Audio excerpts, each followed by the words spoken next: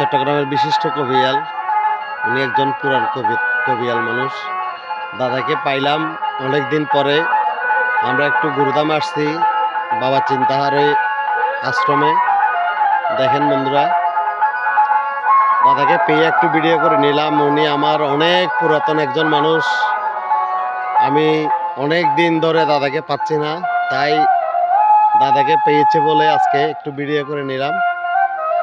কেউ যদি চিনে থাকেন দাদাকে তাইলে একটু কমেন্ট করে জানাবেন। উনি হচ্ছে যে চট্টগ্রামের আপনার ধর্মপুরের মধ্যে একজন বিখ্যাত কবিয়াল দাদা কাজল ভট্টাচার্য, একজন পুরাণ কবিয়াল। অনেকদিন পরে দাদাকে পাইলাম, তাই একটু ভিডিও করলাম। বন্ধুরা সবাই একটু দেখেন আমাদের। এটা হচ্ছে যে চিন্তাহারণ বাবার আশ্রমে আমরা প্রোগ্রাম শেষ করে যাওয়ার পথে, তাই একটু ভিডিও করলাম।